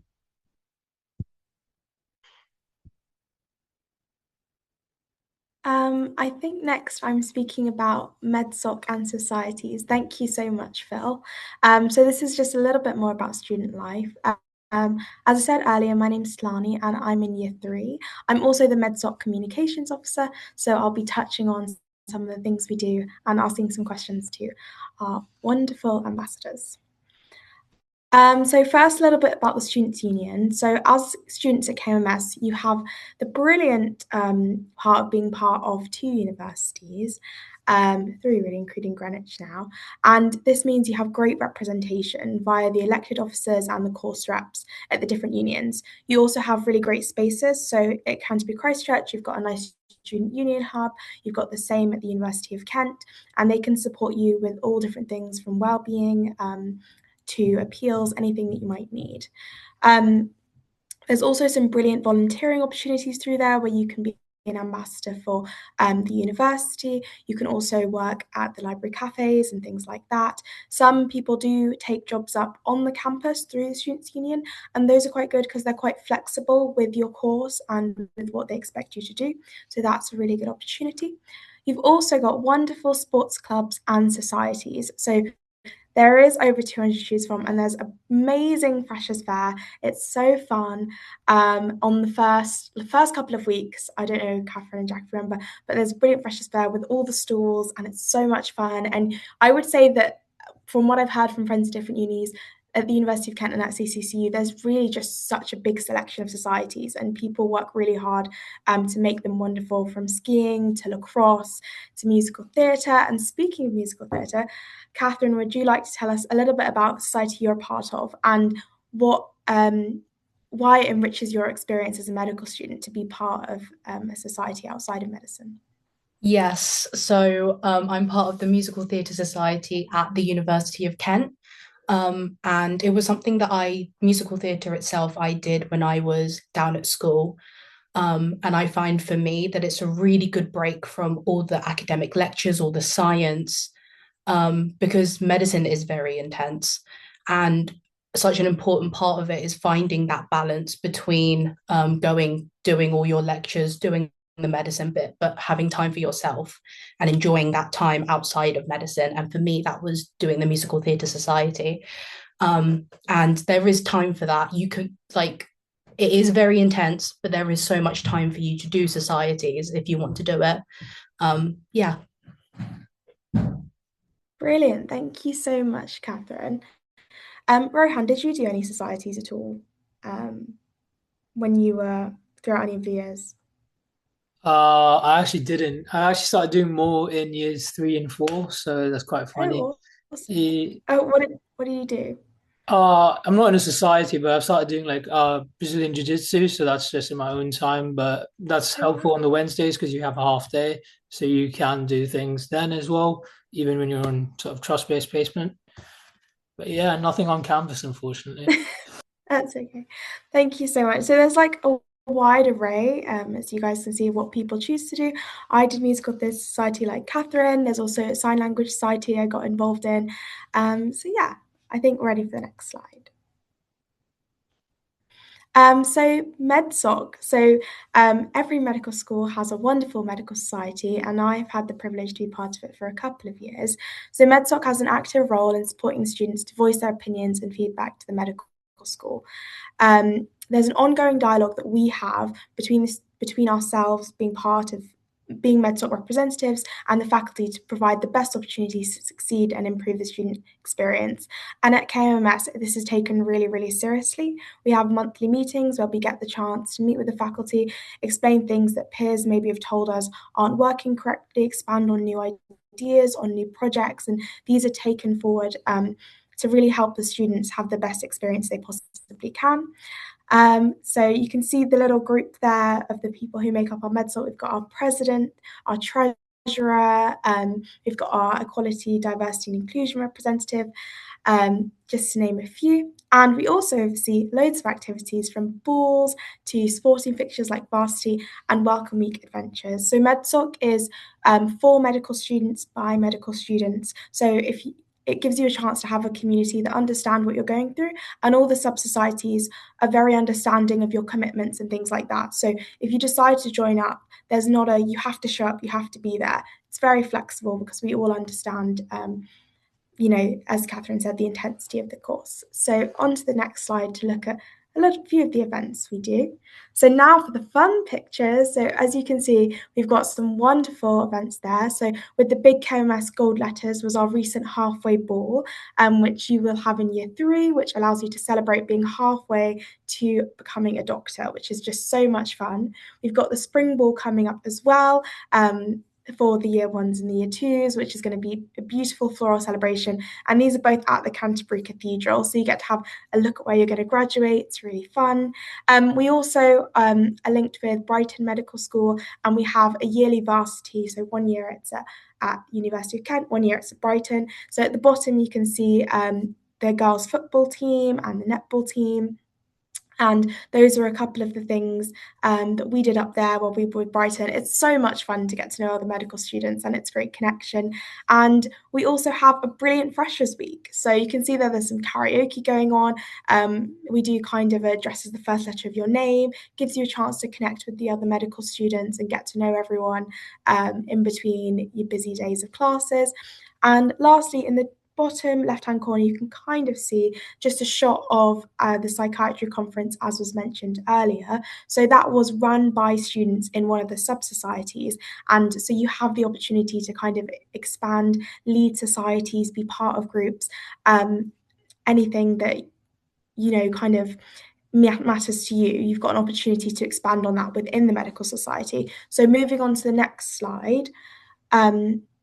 You can see here just a couple of examples of the sub-societies. So we've got Muslim medics, we've got MedTech, we've got the Afro-Caribbean Kent and Medway medics, the Dermatology Society, the Pediatric Society, just to name a few, and more you can see there. These are all student-led and student-run, and it's just a brilliant way to kind of delve into and understand those specialty interests, especially in year 1 and 2, before you get a chance to be on your hospital-based placement, to understand what you might want to do, or just to build a community around something that's important to you. So we're always expanding, and if you come to KMMS and you decide that you want to start a society, there is room for that, which is brilliant. So the next slide. So yes, just moving on to a little bit about Canterbury, and I'll ask all the ambassadors to kind of say one thing that they enjoy about Canterbury. But you can see here we've got that it's surrounded by the beautiful countryside and near the beach. The beaches here are wonderful. I'm on hospital placement at Margate, so even in year 3, I get the chance to be near a lovely beach, so that's exciting. The cathedral is free for students to visit. There's amazing local theatres and reduced price cinema tickets. I'm using the Discovery tickets at the theatre to go and watch Legally Blonde tonight, so there's so many options. There's good gyms at both of the universities, nice restaurants and bars, good halal food, and a brilliant selection of food. And it's quite quiet compared to major cities like London and Manchester, but it's very lively during term time, and there's loads of people who come to visit. But anyway, enough of me talking. Let's go to Jack first. And would you like to tell us one of your favourite things you like about Canterbury, and how easy was it for you to settle into Canterbury? Thank you. So I found it quite easy to settle in. There are plenty of like pockets of sort of greenery and sort of peace and quiet when you're after it, especially at the moment. It's many medical students on campus. All the bunnies are back out again on the Kent campus, and I really like that. But yeah, it depends what you want. If you want it to be sort of a bit busier, go into the high street. There's always something going on there, a lot of markets and things like that. There are really nice parks, and I really like the walk every day, or when we go to the Canterbury campus. The walk down there is really nice. It's really green. Brilliant. Thank you so much, Jack. Catherine, what do you like about Canterbury? Canterbury is very well connected, I'd say, because you could just hop on a train to Ashford, or you could go off to Margate. So anywhere in Kent, like with your central area being Canterbury, is really nice. And like you don't even have to get a train, you can go and get the bus to different areas, and it's so easily connected to London. So if you want to just have a day trip where you just go to London, enjoy the food there, go to the theatre, just have a day in London where you can meet with friends from other unis and just meet up in London, that's very much available. Brilliant, thank you so much. And lastly, Rohan, what's one thing that you like about Canterbury, or potentially you like about where you're placed right now, a hospital-based place? I think I agree with Catherine. Canterbury is a good place to be based out of because it is really nice to get into, like London, Margate. When the weather's nice, Margate's nice to go to. And yeah, I used to just go out in London quite a lot with my mates because I had like a lot of friends at university there. So the train ride is only about an hour, actually less than that, I think about 45 minutes. And it's a nice city to live in as well. There's loads of nice pubs. It's historic. It's got loads of like Roman influence in Canterbury. And yeah, when it's not raining, it's a nice place to live. Yes, definitely. So I would say Canterbury is a really lovely place to study and be around. So yeah, I think that's all from me. Thank you.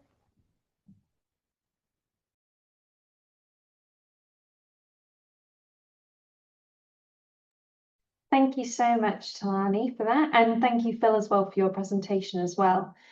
So we've got a couple of questions for Phil. We're going to move on to those now. I'm going to introduce you to Mary Langford, who's a part of our admissions team. And she's going to be here with some of our students, as well as Phil, to answer any questions you may have about student life. So I will pass you on to Mary. Hello, I'm delighted to join you all today. I've been at KMS for 7 years, which is extraordinary, and I'm here because I love being part of training the next generation of doctors. It really gives me a thrill to see them, and seeing them graduate last year was unbelievable. Lots of tears. But anyway, I just wanted to, we've got a couple of questions to you, Phil. We might have to skip student questions now because we're just running quite, and we've got another presentation from Phil, but we'll come back to them at the end and I'll make sure we answer all your questions. But Phil, can I ask, and we've been asked, what happens if a student needs help out of hours? Sorry, just unmuting myself. Yeah, good question. So we've got plenty of support services that I've mentioned during work hours. We've got us and the different universities, mental health, dedicated advisors. But out of hours is a perfect question because we also have different supports. Campus security, for example, if you're living on site, University of Kent has 24-hour nursing service. There's a Safe Zone app, which basically is for students who are not feeling safe on campus. You can use that app. But also for mental health support, all students have access to 24/7 free online text and telephone support from qualified counselors and mental health professionals. And there's also outside of the university supports. There's safe haven drop-ins across Kent and Medway for emotional support and advice. So there's plenty of options during work hours, and then outside of work hours, there's also available mental health supports and just other supports as well. Thank you very much. We've had a question. Do you have students who do not stay on campus but commute from London perhaps? Is it commutable every day? And then is there any help with travel for that, travel expenses for that? No, that's a good question. Yes, so I mean, we've got the high-speed train that goes into Canterbury West from St. Pancras. I mean, there's plenty of other trains as well. So it is commutable. We do have some students that do it. I mean, you'll have to figure out, your budget for that because it's not covered. We wouldn't cover the commuting, and so it is possible. It makes it more difficult, I think, but it's definitely, we do have students that do that. But yeah, just to clarify, I think what I was saying about the reimbursement for travel, that's not to get to campus. It's actually more from campus in Canterbury to your placements. So we wouldn't be able to cover that. Thank you so much, Phil. We definitely have had students that commute. We've got people who have a family or got caring responsibilities who are graduates and don't want to kind of move to campus and do all of that campus living again. We're going to move on now. I'll go back to Liliella and then we'll do more Q&A at the end. Amazing. Thank you very much to Phil, Mary, and our students. We're going to see them again towards the end. For now, I'd like to welcome Dr. Philip Chan, who is the lead for admissions at KMMS, and he's going to talk you through our entry requirements for 2027, as well as the way that we approach admissions at KMMS. So over to you, Philip. Hello, everybody. It's really nice to see you and to kick off our series of open days for 2027 entry. Again, it doesn't seem feasible because that's you'll be our 8th cohort coming in, which is astonishing to me, having been here since before the first one. Next slide, please. So most of you already know what the deadlines are, and you should know that the medicine's part of the early application deadline. Through UCAS, we will only take applications for UCAS. We do specify the UCAT admissions test, which is specified by every other medical school in the UK except one, and so that is also something which needs to be registered for and taken. Our interview dates this year are in December, and we will start giving out offers in January 2027 for entry in September 27. And we will complete all our decisions on who to offer and who not to offer to by May 2027. Next slide, please. Our entry requirements are on our website, can be summarized here for different groups of students. Most students who apply to us have GCSEs but do not have their A-levels yet. And so those two rows of GCSE and A-level requirements are applicable to you. Please note, all right, that the GCSE equivalent is absolute. We do not allow for any variation on that. And so if you don't achieve 9 to 6 in those 5 subjects or double science, then that will exclude your application at stage 0. The A-level requirement for if you're post A-level, right, or pre-A-level is the same, and you do require to have your A-levels in specific subjects, which are outlined there. If you have if you're studying for the IB, it's very, very similar to the A-level requirement. If you are studying for a bachelor's degree or already have one, you have to have achieved a 2-1, or you may be made a conditional offer if you achieve a 2-1 if you're in your final year. Next slide, please. So our approach is a little bit different to every other medical school in the country. We do use minimum standards, as I've outlined to you, and we do not use predicted grades at all. As Tushar Vince indicated, that's because they're usually wrong. And what's more, they're wrong in predictable ways that certain types of students get overestimated their predictions, and other types of students get underestimated. And that is a systematic bias that we try and avoid. Our standard offer for pre and post A-level students is AAA, but our contextual offer is AAB. And the contextual offer is made to a very large number of students because it is not based on your postcode or your parents' address or your preschool meal status. It's actually based on your school performance. And I'll come to that later. That's the school you're attending. We have a stage process. Stage 1 is minimum requirement. Stage 2A is a UCAT threshold, and we put there what it was last year.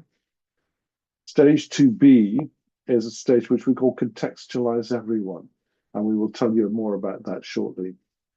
Stage 3 is an interview, and stage 4 is an offer or a decision. Move on. This is what contextualization is about, and if you just bear with me, I'll try and explain it to you as a kind of a mental exercise that I'm going to need a bit of participation for. So let's imagine that to get into our medical school or to any medical school in the country, all you have to do is take a test marked out of 100.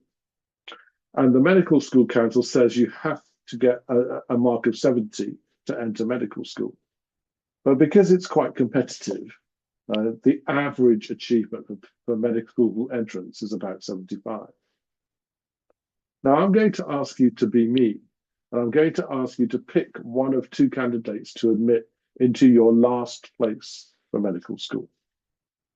Candidate A has a score of 70.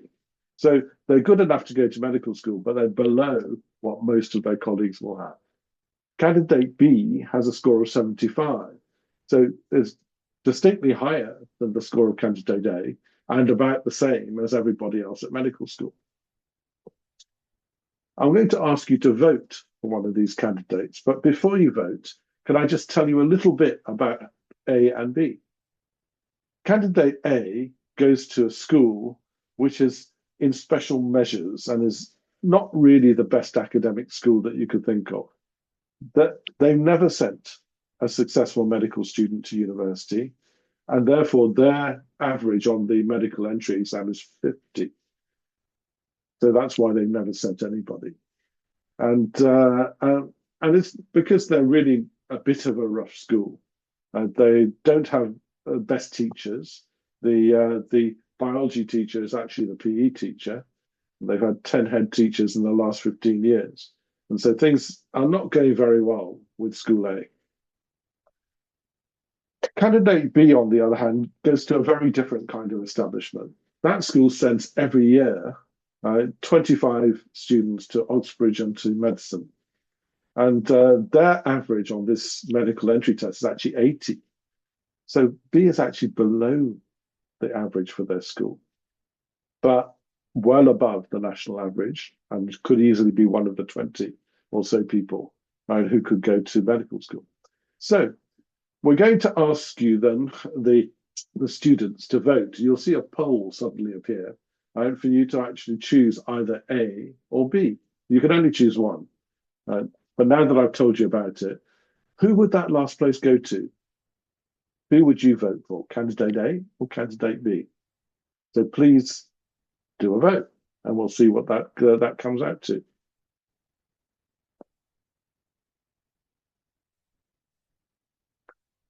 Has everybody voted? Please do, because we're going to close the vote any moment now.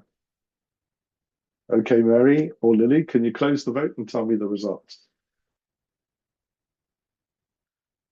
Yeah, that is not surprising to me because that's pretty much what happens at every open day. Next slide, please. So what we're trying to do with contextualization is actually just what you voted for. We're trying to do exactly what you're asking us for. So therefore, if you're a pre-A level student, we'll look at your GCSE results and we'll compare that to the school average of the school where you sat your GCSEs. If you are a post A-level result, we will then compare your A-level results to the average for the school where you sat your A-levels. If you're a postgraduate, we'll actually use a slightly different scheme, because we won't compare you to your university, because you can really only get a first or a 2-1. And so we use a scoring system which prioritizes people with connections to Kent who've served the NHS, and we may specify an online test, which in previous years has been Casper. If you cannot be contextualized, usually because your school doesn't have a result or you're not at school at all, then we would group you into Group C and treat you a little bit like the postgraduates. So we will never ask you what your family does for a living. We will never ask you about your family income, your free school meal status, or even your postcode. We won't try and categorize you as this type of student or that type of student. We'll actually treat everybody exactly the same. And we carry on that contextual approach to making conditional offers. So if you are successful all the way through interview, and we're going to make you a conditional offer, it will be AAA if your A-level school has above the national average of A-level results, and AAB if your A-level school has below the national average of results. So we just carry on the contextualization to everybody. So actually everybody is considered, if you like, in an individual way, rather than grouped into this kind of group or that kind of group and treating the groups differently. We treat everybody the same. How do we use personal statements? Well, we don't score them. What we do is that at each stage of our process, except for the first one, which is minimum requirements, I will personally read about 100 personal statements and references. I'll read them entirely positively, trying to look to see if there's an excuse to promote you to the next stage. And the excuse has to be that you look different, exceptional in comparison to your competitors. So pretty much all of you have done well at school, and often that's not going to make you look any different. So it has to be exceptional achievements or exceptional circumstances, and then you'll get waved through to the next stage. And actually, every year there are people who've been waved through who enter KMMS. Next one, please. We do interview everybody, as does every medical school in the country. We have an MMI type of interview, which actually looks a little bit different to everybody else, because we use 7 stations, one of which is a long group station. And each station is marked in a more complicated way than just giving you a mark out of 10. Because if you gave me a mark of 10, you're all clustered around about 6 or 7. The group station has 8 applicants, right? But it also has a KMMS facilitator who could be somebody, for example, like Rohan or Talani, one of the more senior clinical students, or one of the younger doctors. And they will help you do a discussion-based task. And there will be markers in the room marking each candidate individually within the group. As I said, the MMIs will be held before Christmas this year. What this means is that our students actually look a bit different to most UK medical schools. So on average, about 24% of our students are graduates. It will be a lot less this year because we have far fewer graduate applicants in the last 2 years than we used to. There is this idea of widening participation, and that's why other medical schools contextualize certain applicants into widening participation groups, which we don't do. However, if we look at the results of widening participation, as you see, we are 36% widening participation, where the definition covers only 42% of the country. So we're very close to equity and way above the national average. A lot of people say that our system discriminates against certain types of school. I actually say it does not, because we actually do admit people from independent and selective schools. In fact, we admit more people from selective schools than the national average. That may be due to something to having quite a lot of selective schools in and around Kent. 14% of our students come with Kent postcodes. Okay, So that's pretty much all that I want to say to you. We do have a unique admissions policy. We are very proud of it, and it will benefit certain people and it won't benefit other people. That's what selection does. And we definitely can't please anybody, but we do try to be incredibly fair. Happy to take some questions now. Amazing. Thank you so much, Philip. So we're going to move on to our general final Q&A. Before we begin, I'd just like to give a big thanks to everyone who has joined us tonight. It's so wonderful to be able to meet and chat with you all and all the students who are interested in learning more about KMMS. And if you'd like what you've heard and you'd like to come meet us in person and see the facilities for yourself, please do come and see us our upcoming open days. We've got one coming up on Saturday, the 16th of May. So do make sure that you come and meet us. We will post the full recording of this webinar on YouTube, so if you know of anyone who wasn't able to attend tonight, or if you'd like to look back on anything we've spoken about, then please do visit our YouTube channel. So I'm now going to pass you on to Mary, as well as all of our panelists that have been here tonight. So welcome back to you all. Hello, thank you. Yes, and thank you to all our presenters and for everyone who joined us. We've got a couple of questions. This first one is probably for Philip. Can you transfer from biomedical science to medicine at KMMS? No, you cannot. You cannot transfer from any course into medicine at KMMS, home or abroad. That's in our regulations. That's because that's something, again, we're quite proud of, right? There's no backdoor to getting into KMMS. Everybody's treated the same and they all come in the front door together. So we've had lots of students who've done a medical biomed degree and then joined us from year one, but you can't transfer before. That's correct. And a question about contextualizing everyone, another one from you, Phil. Is contextualizing everyone idea also applicable during the interview and used to judge interview performance? Well, I think we should get together and you can suggest to me how I might do that. What I don't want to do is to supplement somebody's score at interview or penalize somebody's score at interview just because of who they are. I definitely don't want to do that, because essentially what the interview does is try and assess you as a human being, right? And really, I'll start from the premise that all human beings are equal, give or take, regardless of background.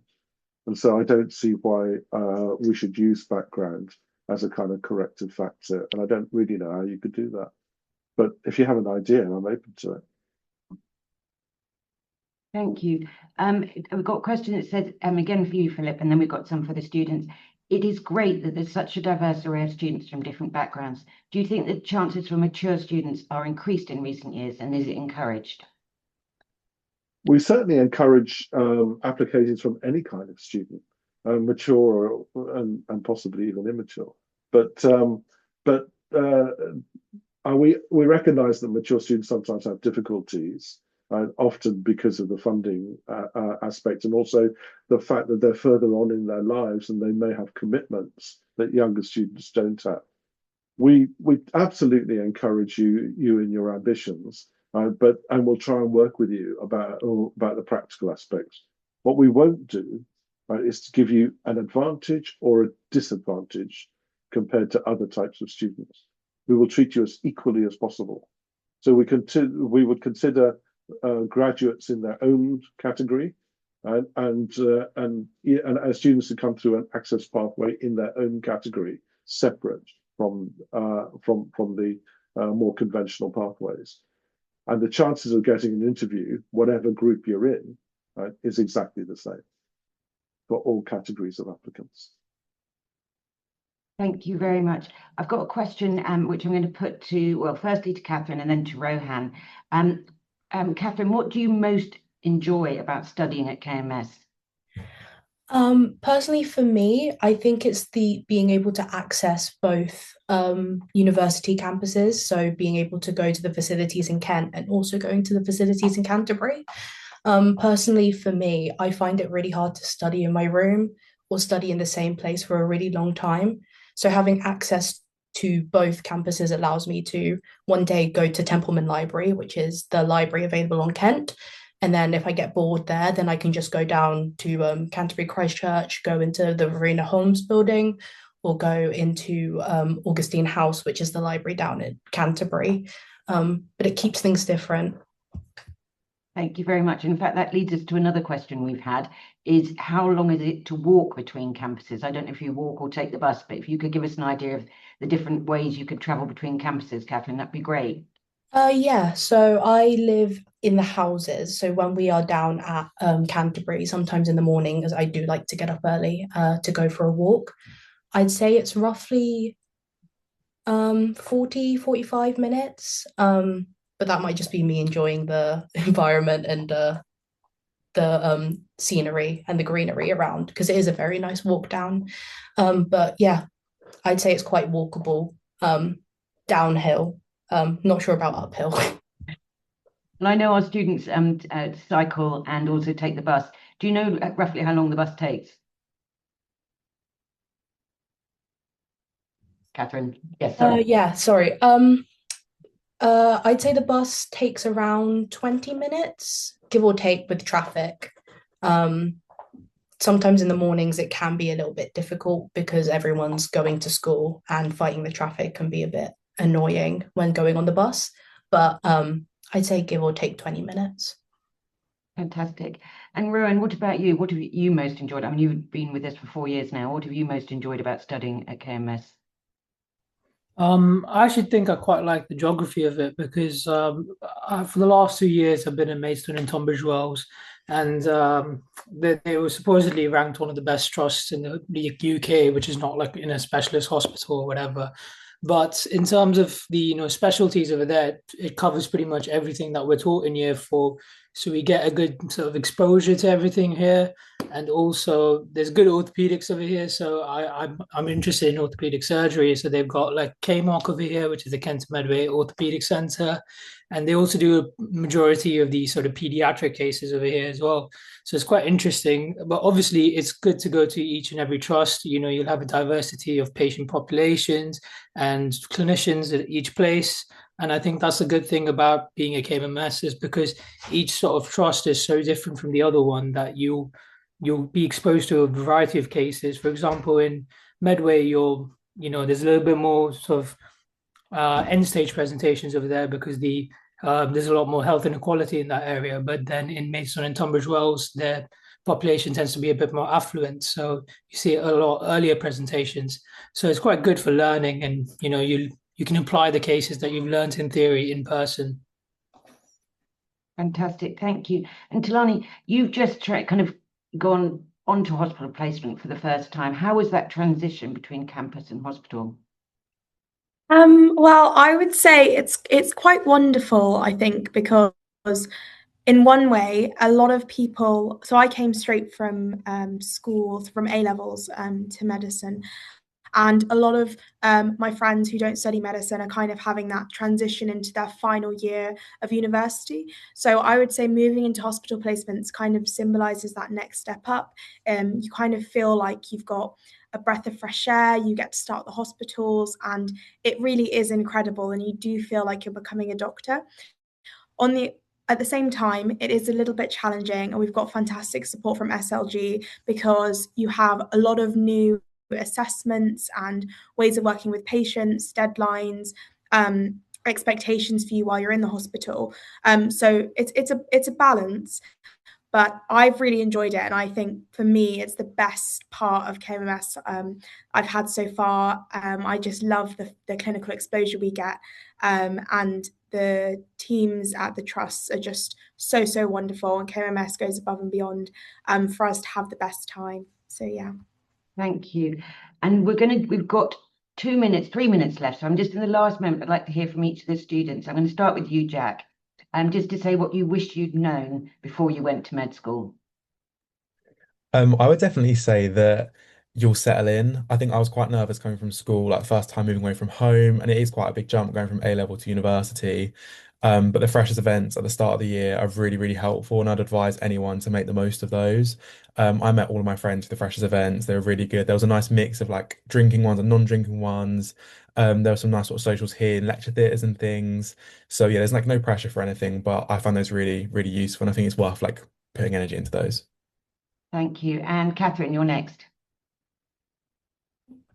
I think I was really nervous about what lecturers would think of me, or like if I'd be able to reach lecturers, and like because quite a few lecturers are doctors who are actively practicing medicine, which is really good for us because they often bring their own little tidbits to the lectures. But I think they all want you to pass. They all want you to be good doctors. They're here to support you, so you can reach them at any time. Fantastic. I'm going up the years now, so Tulani, you're next. I would say I personally came from a state school background, and I was quite worried about my knowledge base or how I'd find the studying, because I didn't get a lot of support from my school when applying to medicine. But when I came to KMMS, I realized that it really is a level playing field. Everyone is starting from the same point, and everyone's building and sharing their knowledge in so many ways. We've got a mature students network who are really supportive, and kind of everyone revises together and lifts each other up. So what I would really say is you won't feel like an imposter. KMMS really does its best to build you up with that community, and I think that's really special. Thank you. Rowan, you've got the advantage or disadvantage of being last. Sorry, my connection cut out there for a second. What was the question? Oh, the question is, and what you wish you'd known before you got to med school? Oh God, okay. I actually think taking a gap year would be like my best advice. I think coming into med school, straight out of school, you know you're finished school and you're going into school again. It is quite full on. There's no sort of break in between. Luckily, I came in as a graduate, so I had a bit more time in between. But I think if you're in the position to take a gap year, I would like 100% recommend that. Just because it'll give you a bit more life experience. You can go on a holiday somewhere, whether it is in the UK or abroad, and get to know yourself a little bit better before you start a 5-year course, which is a really long time. Fantastic. On that note, I'm going to hand back to Liliella. Thank you all. Thank you so much, Mary, and thank you all so much for attending our virtual open day this evening. It's been an absolute pleasure to host this event, and a huge thank you to all of our panelists and all of our wonderful students who have joined us today. To keep up to date with what we're getting up to at KMMS, please do follow us on social media. We host a live Q&A chat every Wednesday on our Instagram between 12 and 2, so please do join us on there. It'll be either Mary or myself and someone else on the admissions team that will be there to answer your questions. So if you've got any further questions, or if we haven't answered all your questions today, please do join us on there. It's quite often Laura too. And Laura as well, who's part of our admissions team. So yes, thank you very much, and have a lovely evening, everyone. Take care. Bye. Bye.